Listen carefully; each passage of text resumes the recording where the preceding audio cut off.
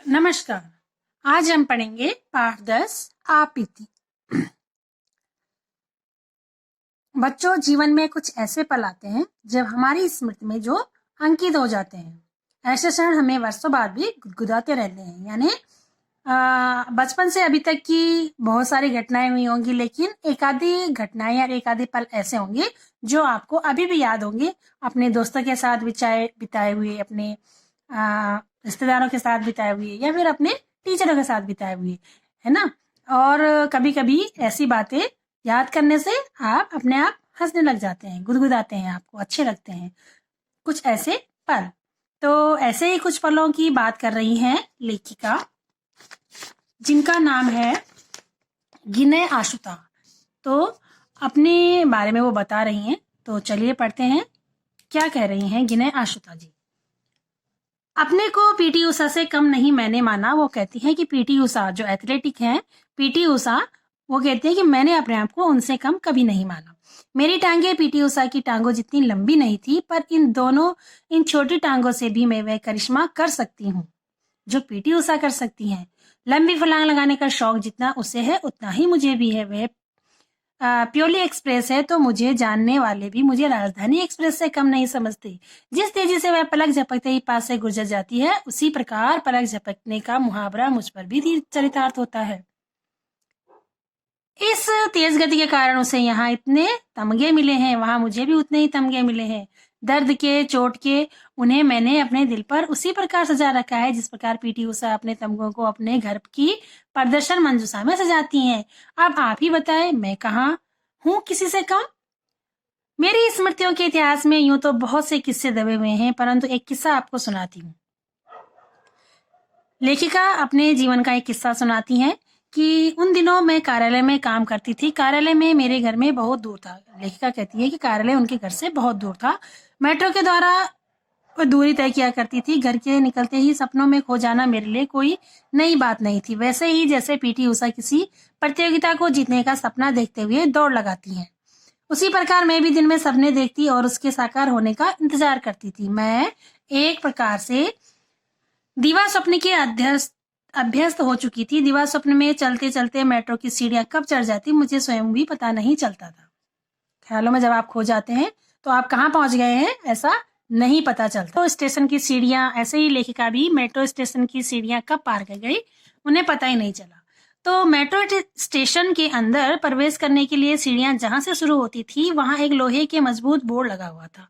ऐसा बोर्ड आपने अक्सर देखा होगा जिस पर विधायकों के नाम लिखे होते हैं, या फिर यह कार्य किसने करवाया, कार्य प्रगति पर है आदि लिखा होता है। सीढ़ियों के सामने रास्ते के बिल्कुल बीचों बीच लगे इस बोर्ड पर हमारे इलाके का विधायक का नाम लिखा था। बोर्ड मेरे कद से थोड़ा सा ही ऊंचा था। अपने आप चलने की अभ्यस्त मेरी टांगे उस बोर्ड की ओर इधर उधर से गुजरकर अपने आप सीढ़ियां चढ़ जाती थी। बुरे दिन आते हैं तो पता नहीं चलता। घर से निकली तो हमारे घरेलू कामकाज सहायिका अनु ने बुरी तरह छींक दिया। फिर मुझ पर हाथ रखकर खुद ही बोली, अरे जीजी, यह तो आप सगुन हो गया, रुक जाइए, अभी मत जाइए। झट से चीनी का डिब्बा उठा लाई, चम्मच भर चीनी मेरे मुंह में डालकर बोली, आप जाइए। मैंने उससे पूछा कि आप सगुन खत्म हो गया? जी हाँ, मीठा खाकर जाने से तो और भी दिन शुभ होता है। ये मैंने बोला, चाहे किसी को शुगर की बीमारी हो जाए उसकी तुम्हें चिंता नहीं है ना? आप भी किसी कैसी बातें करते हैं? नहीं जी, ऐसा नहीं करते कहते। मुझे देर हो रही थी, मैंने ज्यादा बहस करना उचित नहीं समझा। ये कौन बोल रहा है? लेखिका अपने बारे में बता रही है। मुझे भी चीनी की चाशनी बनाते मैंने घर से बाहर कदम उठाया। वह मुझे छोड़ने दरवाजे तक आई। दरवाजे से दायां कदम बाहर रखिए, उसने मुझे सुझाव दिया। अनजाने ही न जाने क्यों मेरा दायां पैर दरवाजे की देरी के बाहर निकल आया। जैसे ही नीचे रखने लगी कि अनु की भयंकर चीख ने मेरा पैर अंगद के पांव की भांति वहीं जमा दिया। मैंने घबराकर देखा कि वह डरी सहमी सामने की ओर देखते हुए लगातार राम राम का जप कर रही थी। मैंने थरथर कांपती अनु को छोड़ सामने देखा। एक काली बिल्ली जो अभी अभी मेरा रास्ता काट गई थी, बैठी मुंह साफ कर रही थी। मैंने कहा, बिल्ली है, उसे भी तो आने जाने का रास्ता चाहिए। अनु ने मुझे ऐसे देखा जैसे अंतिम बार देख रही हो। उसने मुझे इतनी बुरी तरह से खींचा कि मैं गिरते गिरते बची। अंदर से जाकर उसने मुझे पकड़कर कुर्सी पर बिठाया और झट कटोरी में दही ले आई। यह क्या है? मैंने बुरा सा मुंह बनाकर पूछा। यह दही है, शुभ कार्य के लिए जाते समय से अवश्य खाइए, इसे खाने से सभी काम सफल होते हैं। अच्छा, बिल्ली रास्ता तो नहीं काटेगी? बिल्ली तो क्या, कोई भी आपका रास्ता नहीं काटेगा। अच्छा, इससे सारे अपशगुन खत्म हो जाएंगे? ये लेखिका पूछती हैं।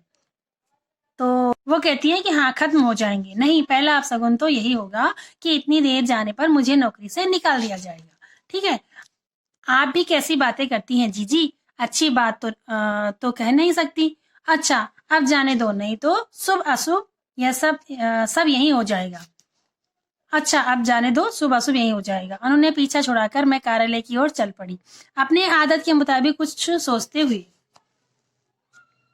सपनों से मेरी गति से कोई अंतर नहीं आता, बल्कि तेज हो जाती है। सपनों से मेरी गति में कोई अंतर नहीं आता। वो कहती है कि मैं चलते चलते ख्यालों में खो जाती हूँ, सपने देखने लगती हूँ, लेकिन जब मेरी जो चाल है उसमें कोई फर्क नहीं पड़ता है, और भी ज्यादा तेज हो जाती है। मैं अपनी तीव्र गति से चल रही थी, और लोग ऐसे सामान्यतः तभी चलते हैं जब कुत्ता भौं भौं करके उनका पीछा कर रहा हो। अचानक मेरी आंखों के आगे तार नाचने लगे और मेरे पैर जमीन से ऊपर उड़ने की तैयारी में थे। मेट्रो की सीढ़ियों के आगे लगे बोर्ड में मैं तीव्र गति से टकरा गई थी। जिस तरह गाड़ी के किसी चीज से टकराने से बोनट की सूरत बिगड़ जाती है, उसी तरह से कुछ मेरा हाल था। आंखों के आगे सितारे जमीन से 2 फुट ऊपर टांगे और गुम होती याददाश्त। तभी ऐसा एहसास हुआ कि किसी ने हाथों ने मुझे सहारा दिया। मैंने पैर जमीन पर लगी। अपने शुभ चिंतक को एक नजर मुड़कर देख पाऊं, इतनी भी हिम्मत नहीं थी मुझ में। माथे पर बड़ा सा गुमटा निकल आया से टकराने से, जो मेरे चेहरे पर चार नहीं पर एक चांद तो लगा ही रहा था। उसे दबाते दबाते मैं अपने को संयत करने का भरपूर प्रयास कर रही थी। आसपास सहानुभूति देने वालों की भीड़ बढ़ती जा रही थी। बेचारी जैसे सहानुभूति वाले शब्द मुझे बिच्छू से डंक मार रहे थे। बड़ी मुश्किल से संयत हो मैंने मेट्रो स्टेशन के अंदर प्रवेश किया, परंतु कार्यालय जाने का मन न किया। मैं मेट्रो के दूसरे दरवाजे के बाहर निकल आई और घर की ओर वापस चल पड़ी। घर की दहलीज पर कदम रखते हुए मन डर रहा था। अब तो प्रश्नों की इतनी बौछार होगी कि दिन बिना काम के ही बीत जाएगा। मुझे देखते ही अनु बोली, हाय दैया, ये क्या हो गया? और एक अपशगुन। मैंने एक हाथ से उसके अपशगुन को धकेलते हुए घर में प्रवेश किया और अपने कमरे में बिस्तर पर जा पहुंची। अनु तुरंत फुरत माँ को बुला लाई। माँ ने आते ही कहा, यह क्या कर डाला, ऐसे जैसे यह सब मैंने अपनी इच्छा से किया हो। आगे बोली, देखती कहीं है, चलती कहीं है। कुछ समझ नहीं आया, यह हमदर्दी थी या ताना। तभी सोच ही रही थी कि क्या बोलूं। पिताजी भी दौड़े दौड़े चले आए। क्या हो गया बिटिया? बड़े ही चिंतित स्वर में उन्होंने पूछा। मैंने कहा, कुछ नहीं, मेट्रो की सीढ़ियों के पास जो बोर्ड लगा था उसमें टकरा गई थी, बस थोड़ी सी चोट आई है। छूटते ही बोले, वहां करने क्या गई थी? मैंने आक्रोश अनायासी बाहर उमड़ आया। मेरा आक्रोश यानी गुस्सा बाहर आ गया। मैंने कहा, बोर्ड के ऊपर हमारे विधायक का नाम लिखा था, उसी को पढ़ने गई थी। तो मैंने गुस्से से मुंह घुमा दिया। वे चुपचाप बैठकर अनु को चाय बनाने का आदेश देने लगे। इतनी देर में बड़े भैया आ गए। बड़े भैया को हर बात को मजाक में उड़ाने की अच्छी कहो या बुरी आदत है। आदत के मुताबिक हंसते हुए बोले, यह क्या हो गया? मैंने अपनी राम कथा दोहरा दी। वे बोले, तुझे कितनी बार समझाया है, सुबह सुबह इतनी मत पिया कर कि किसी चीज का होश ही न रहे। यानी वो मजाक में भाई उनसे बोलने लगे कि तुम इतने पी के मत जाया करो। तो मेरा मुंह खुला का खुला रह गया। मैं असमंजस में थी कि क्या बोलूं और क्या ना बोलूं। मैंने चादर उठाई और गुस्से से चादर ओढ़ करवट बदलकर लेट गई। जाने कब नींद के आगोश में चली गई। यानी कि नींद आ गई उसको। इतने में उनके भाई लोग बोल रहे थे और उसके मम्मी पापा, तो उसको चोट लगी हुई थी, इसलिए लेखिका सो गई। ना बेटी, माँ को तंग नहीं करते, थोड़ी देर सोने दे। माँ की आवाज से मेरी नींद टूटी। मेरी बेटी मेरी चादर खींचकर मुझे उठाने का प्रयास कर रही थी। यह उसकी पुरानी आदत है। वह जाग रही हो तो मुझे सोने नहीं देती। मैंने उसे उठाकर अपनी बाहों में भर लिया। तभी स्कूल से लौटी थी और मुझे सोता देखकर उसे अच्छा नहीं लगता था। मेरी गोद में आते ही सबसे पहले उसका ध्यान मेरे माथे पर गया। उसकी आंखों में एक प्रश्न था। हाथ से उसने मेरे माथे के गुमटे को छुआ जो टकराने से निकला हुआ था, और बुरा सा मुंह बनाकर पीछे हट गई। जोर से चिल्लाई, यह क्या हुआ? कुछ नहीं, बस जरा सी लग गई है। मैंने कहा। लग गई कैसे? मैंने कहा, मैं मेट्रो स्टेशन की सीढ़ियों के पास लगे बोर्ड से टकरा गई थी। ऐसे नहीं, पूरी बात बताओ। यानी वो बच्ची जिद करने लगी कि मुझे पूरी बात बताओ। तो यह सब कुछ जानने के लिए बहुत उतावली हो रही थी। मैंने उसे पूरी बात बतानी शुरू की। मैं मेट्रो स्टेशन पर जा रही थी। मेट्रो स्टेशन के प्रवेश द्वार के आगे लगी बोर्ड से टकरा गई और मेरे पैर हवा में थे। किसी ने पीछे से मुझे पकड़ा तो मेरे पैर नीचे लगे। मेरी बेटी बहुत प्यार से मेरे पास आई, मुझे प्यार से देखा और हंसते हुए बोली, वह कौन था मम्मी? आपका कोच? आप हवा में उड़ना सीख रही थी? मैं उसकी आंखों की चमक पड़ रही थी, चेहरे पर शरारत थी। मैंने उसके दोनों गाल खींचते हुए कहा, वह कॉमेडी नहीं थी, हॉरर फिल्म थी, समझी? मुझसे लिपटते हुए खिलखिलाकर हंस पड़ी। उसकी हंसी ने मेरा सारा दर्द दूर कर दिया और मैं अपनी नन्ही को बाहों में लिए फिर एक नए सपने में खो गई। यानी बहुत समय के बाद लेखिका को अपने बेटी की ये बातें याद आती हैं और उनके साथ घटती हुई इस घटना के बारे में वो बताती है। तो फिर ये सब सोच करके वो आज मुस्कुरा जाती है। तो ऐसा ही होता है बच्चों, हमारे जीवन में भी बहुत सी जो पुरानी बातें होती हैं वो हमें जब बहुत समय के बाद याद आती हैं तो हमें भी अपने आप होठों पर हंसी आ जाती है। तो ये था आपका पाठ, आप भी थी। और इसी के साथ पाठ समाप्त हुआ। धन्यवाद।